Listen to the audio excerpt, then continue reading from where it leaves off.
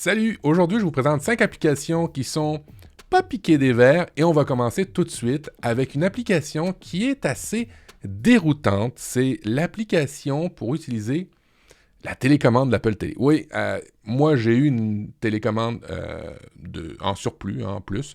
J'ai essayé cette dernière télécommande-là sur mon Apple Télé dans mon salon et ben, ça fait pas l'unanimité dans la famille et pour ne pas perdre cette télécommande-là, j'ai commencé à fouiller sur Internet à savoir si on pouvait utiliser la télécommande d'une Apple Télé sur un Mac, un iMac ou un MacBook. Et oui, il y a un développeur qui a fait une petite application qui va vous permettre d'utiliser votre télécommande sur votre Mac. Alors, comment ça fonctionne? Ben, c'est assez simple, hein. Vous installez l'application, vous allez la télécharger en fait.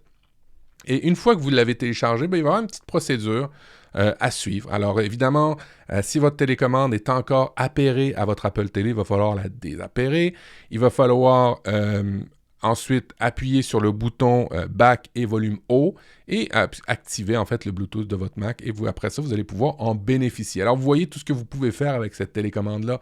Dans le système de Apple, vous allez pouvoir mettre en veille, vous allez pouvoir réactiver votre Mac, vous allez pouvoir aller sur les pistes suivantes, puis précédentes, le maintenir, aller plus vite, aller moins vite, lorsque c'est de la vidéo. Vous allez pouvoir afficher ou ne pas afficher cette fenêtre-là qui vous rappelle les bonnes pratiques, volume plus, volume moins, pause play et un bouton de mute. Alors, qu'est-ce que vous allez pouvoir contrôler avec ça? Ben, ces applications-là. iTunes, Keynote, QuickTime, VLC, PowerPoint et le système. Je l'ai essayé aussi sur l'application Apple TV+ et elle fonctionne très bien. Alors, bref, si vous avez une télécommande qui traîne, une télécommande d'Apple Télé qui traîne, une télécommande qui, peut-être que vous aurez remplacé la télécommande noire par celle-ci et qu'il vous reste la télécommande noire, ça fonctionne aussi. Une vieille télécommande va fonctionner aussi avec cette application-là. Et vous allez pouvoir bénéficier d'une télécommande comme dans le temps des iMac avec la télécommande qu'il y avait. Deuxième application que je voulais vous montrer, alors là, c'est en référence à une ancienne vidéo que j'ai faite, ça s'appelait Hidden Bar, et là, je vous présente une version open source, libre de Hidden Bar aussi, ça s'appelle Dozer. Qu'est-ce que ça fait, Dozer? Vous allez le voir en haut, je vais faire un petit zoom. Dozer permet de masquer, masquer tout simplement, comme le faisait Hidden Bar, mais de manière peut-être un petit peu plus performante, parce que certaines personnes m'ont signifié que Hidden Bar utilisait Electron. Electron, c'est quoi? Ben, c'est le cœur un peu d'un gros système qui est utilisé pour des grosses applications. Alors peut-être que d'avoir un gros système comme ça pour juste masquer dans le menu en haut, c'était peut-être un petit peu ce qu'on appelle de l'overkill. Alors, je vous présente Dozer, D-O-Z-Z-E-R. Non, juste un Z, D-O-Z-E-R. Et ce que fait Dozer, ben, ça fait exactement ce que faisait Hidden Bar, mais de manière un peu plus légère. Alors, vous avez juste à maintenir la touche commande et déplacer les applications que vous voulez conserver, tout simplement, dans le menu en haut. Et une fois que c'est fait, exemple là, lorsque vous appuyez, ben, il vous reste juste ces trois menus-là pour, en fait, nettoyer. Et par rapport à Hidden Bar, il est quand même beaucoup plus léger. C'est quelques mégas et c'est beaucoup plus léger que l'autre application. Mais ça fait essentiellement la même chose. Et quand vous cliquez avec le bouton de droit, vous pouvez le démarrer à l'application, en fait, démarrer l'application au démarrage de l'ordinateur et vous pouvez faire quelques petites options supplémentaires, mais rien de plus que Hidden Bar. Alors, si vous avez Hidden Bar, que ça va très bien pour votre Mac et que ça ne ralentit pas votre Mac, vous restez comme ça. Et sinon, je vous présente Dozer pour vous simplifier la barre de menu. Deuxième application, en fait, troisième application que je vais vous présenter. Et puis là, ça va en choquer certains, mais je trouve que macOS ne gère pas bien les fenêtres. Et c'est assez compliqué de grossir, de rapetisser les fenêtres. Lorsqu'on appuie sur les trois petites boules, vous savez, la boule rouge, jaune et verte, des fois c'est un peu compliqué. On la veut peut-être pas en plein écran, on la veut juste comme maximiser. Ou des fois on veut une fenêtre à gauche, une fenêtre à droite. Et ça peut paraître compliqué d'avoir les raccourcis de Mac. Eh bien, moi, je vais vous présenter Magnette, qui est une application payante. Elle coûte 8 euros. Et ce que va vous permettre Magnette, ben, tout simplement, lorsque vous allez déplacer une fenêtre, exemple, vers le coin gauche, de faire au complet. Si on descend la moitié, si on met la fenêtre comme ça et qu'on en ajoute, par exemple, une autre, tiens, on va prendre une autre ici, et que je l'approche à l'autre extrémité, comme ça, boum, c'est à moitié.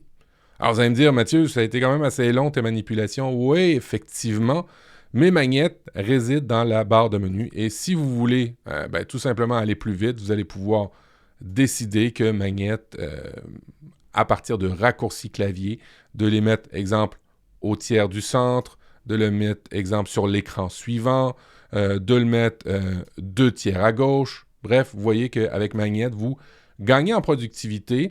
Alors, évidemment, il y a le Magnette, comme je vous ai montré, pour l'avoir directement, vous voyez ici, directement plus vite sans aller dans la barre de menu. Il y a les raccourcis où il y a, avec la souris, pour disposer des fenêtres comme bon vous semble. Et vous allez gagner beaucoup en productivité parce que, pour vrai, je trouve ça un petit peu déplaisant, la façon que macOS gère la fenêtre. Et les fenêtres en général. Et Magnette, c'est vraiment une application que j'ai depuis le début, je pense qu'elle existe, et qui me sauve beaucoup, beaucoup, beaucoup la vie. On va passer à la 4e application. Cette application-là s'adresse plus aux possesseurs de MacBook, mais pas que. Ça s'appelle Amphétamine. C'est une application qui va garder, et elle est gratuite, cette application-là, et cette application-là va conserver votre Mac en allumé.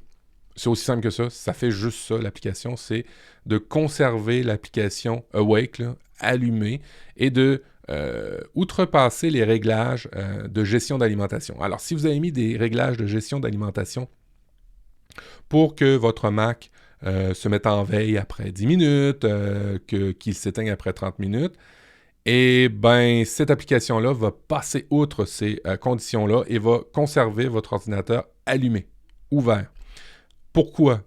Il arrive des fois qu'on n'ait pas à toucher le clavier de l'ordinateur, qu'on suive une formation en ligne, qu'on fasse une présentation même et que pendant la présentation, l'ordinateur se met en veille. C'est pas ce qu'on veut, c'est pas ce qu'on souhaite. Et Amphétamine va vous régler ces problématiques-là. Alors, je vais vous le montrer, ça réside encore dans la barre de menu. Alors, ça permet de conserver votre Mac tout le temps ouvert. Alors, vous pouvez le mettre de manière indéfinie. Et là, lorsqu'il est indéfini, vous avez vu, la barre est passée de l'horizontale à la verticale. Si j'arrête la session, elle revient à l'horizontale. Alors, je peux le dire indéfiniment. Je peux le dire pour un certain nombre de minutes. Je peux le dire pour un certain nombre d'heures. Je peux le dire aussi lorsqu'une certaine application fonctionne. Alors, typiquement, si vous faites une présentation, peut-être que vous voudrez que lorsque Page ou PowerPoint démarre, que Amphétamine bloque la mise en veille. Vous pouvez aussi bloquer votre Mac pour que ça reste allumé lorsque vous faites un téléchargement. Ça arrive, des fois, on fait un téléchargement et l'ordinateur tombe en veille et on n'a pas fini le téléchargement. Dommage, Amphétamine va régler cette problématique. 5e application, et ça, c'est quand même une grosse application. Ce que je vais vous montrer, c'est mon usage. Ce n'est pas toute l'application, c'est vraiment restreint à l'usage que j'en fais. Ça s'appelle Alfred. Alors, vous savez, on a sur Mac Spotlight. Lorsque vous faites bouton commande, je vais vous le montrer, on va aller à l'écran. Lorsque vous faites bouton commande et barre d'espacement, vous avez Spotlight. C'est bien Spotlight, mais moi, ce que je vais vous montrer, c'est un moyen de configurer l'équivalent de Spotlight avec des vitamines. Ça s'appelle Alfred et vous voyez, quand j'appuie sur une autre touche, un autre raccourci, ça va automatiquement ouvrir Alfred. Alors, qu'est-ce que ça fait, Alfred? Ça fait exactement ce que fait Spotlight, mais en mieux et en plus paramétrisable. Alors, on va je sais pas, démarrer VLC. Alors, vous voyez, je peux démarrer VLC, mais je peux le faire aussi sur Spotlight, VLC. et ça va le démarrer. Bon, qu'est-ce que fait Alfred de plus? C'est qu'il peut être paramétrisable. Alors, exemple, moi j'ai configuré que lorsque j'appuie sur G, tout ce que je vais rechercher par la suite va aller dans Google automatiquement. Alors, je peux rechercher dans Google, exemple, Relife Podcast, et bim, ça va m'ouvrir le navigateur dans la bonne clé de recherche. Est-ce que je veux faire une recherche d'image? Bien là, je tape encore mon raccourci pour aller dans Alfred. Je fais image. Et là, dès que je vais écrire ensuite le reste, ben, ça va aller directement dans Google Images. Bon, on va y aller simplement avec voiture rouge. Et boum, ça va me montrer toutes les voitures rouges. Alors, ça me permet de gagner en productivité, mais Alfred ne fait pas que ça. Je vais zoomer. Tiens, regardez, on va me retirer la binette. Et vous allez pouvoir voir ce que ça fait de plus dans les configurations. Alors, on va dans Alfred, on va dans les préférences. Et vous voyez que dans le mode général, je peux choisir le raccourci clavier. Je peux choisir, bon, qu'est-ce que je vais rechercher avec Alfred, dans quel répertoire je vais le rechercher, des types d'images, des archives, des documents. Là, j'ai retiré les contacts, mais habituellement, j'utilise les contacts, moi, pour faire des recherches. Alors, si je veux parler, exemple, à Guillaume Vendée, j'ai fait Alfred, je fais Guillaume Vendée, ou juste Guillaume, et après ça, ça va me donner sa carte de contact. Ça va rechercher dans les fichiers. Ça va rechercher, si vous avez le Power Pack, moi je ne l'ai pas acheté, mais vous pouvez acheter le Power Pack pour quelques dollars et vous allez pouvoir faire une recherche un petit peu plus intégrée. Vous pouvez faire de la recherche directement configurable. Alors vous voyez, moi j'en ai configuré une personnalisée. Ça s'appelle Inno et c'est pour aller faire des recherches dans InnoReader. Alors je redémarre mon Alfred et là tout ce que je vais rechercher va se rechercher dans InnoReader. Alors si je fais iPhone, automatiquement ça ouvre InnoReader et automatiquement, ça fait la recherche dans InnoReader. J'ai sauvé quelques étapes. Si on revient aux paramètres d'Alfred, alors vous voyez, j'ai tapé G précédemment, alors ça faisait une recherche directement dans Google. J'ai tapé image, je peux taper map, vous voyez, tac, map, et je vais dire Normandie. Bim, il m'amène à la Normandie, et comme tout le monde le sait, le Mont-Saint-Michel est normand. Alors, on revient aux préférences. Je peux rechercher dans mes favoris. Les favoris de quoi? De Safari et de Chrome. Et quand vous prenez Chrome, si vous avez plusieurs profils, vous allez pouvoir choisir le profil spécifique. Vous pouvez rechercher aussi dans les clipboards, le clipboard, dans le presse-papier, si vous avez le Power Pack. Vous avez le Power Pack pour les snippets. Vous pouvez créer des snippets. Qu'est-ce que c'est un snippet? Ben, ce serait des parties de texte que vous voudriez conserver toujours dans votre presse-papier. Alors peut-être votre signature, peut-être une façon polie d'aborder les gens. « Hey, bonjour, comment ça va? » Et là, vous le mettez dans votre snippet et vous allez pouvoir en configurer plusieurs avec le Power Pack. Vous pouvez faire aussi des calculs avec Alfred. Alors, on va faire un calcul. Vous allez voir un calcul simple. Là, 1000 fois 56. Vous avez vu le résultat. J'ai été un petit peu trop vite. Là. On va faire 1245 fois 34. Et vous voyez tout de suite le résultat. Alors, je peux faire la calculatrice. Je peux aller dans le dictionnaire, dans mes contacts, comme je vous l'ai dit. Je peux aller chercher ma musique avec le Power Pack toujours, mais je ne l'ai pas installé. Je peux aller chercher directement mes mots de passe et aller les mettre dans le presse-papier. Je peux aller faire des actions avec... Et là, je ne le ferai pas, là, mais je peux faire vol up. On va aller... Je vais vous en faire un. Je ne voulais pas mettre en veille, mais je vais faire vol up. Alors, vol up, ce que ça me permet de faire, c'est d'augmenter le volume. C'est aussi rapide que ça. Hein. S'il y en a qui trouvent que c'est trop long de reprendre la souris, de cliquer et de faire volume plus, ben, vous pouvez faire des actions avec le système. Alors, c'est pas juste ça. Hein. Vous pouvez bloquer, redémarrer, aller en mode veille. Vous avez aussi, lorsque vous avez le Power Pack, la possibilité d'aller directement dans le terminal. Vous pouvez configurer pour que ça soit plus gros, plus petit. Et bref, on fait le tour.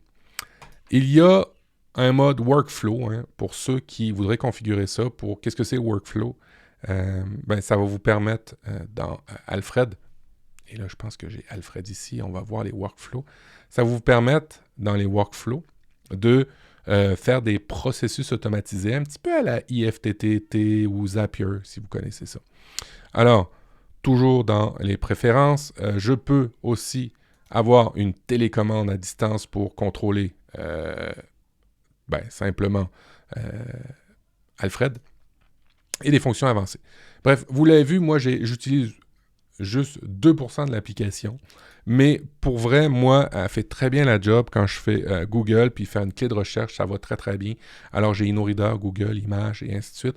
Et pour moi, je gagne beaucoup en productivité lorsque je travaille. Je n'ai pas besoin d'ouvrir le navigateur, aller sur Google Images, faire ma recherche. Je sauve beaucoup de temps et ce temps-là, c'est quand même appréciable. Alors voilà, si vous avez aimé ces 5 applications-là, n'hésitez pas à partager. N'hésitez pas aussi à mettre un pouce. N'hésitez pas non plus à vous abonner, pourquoi pas. Allez, on se revoit dans une prochaine émission. Salut!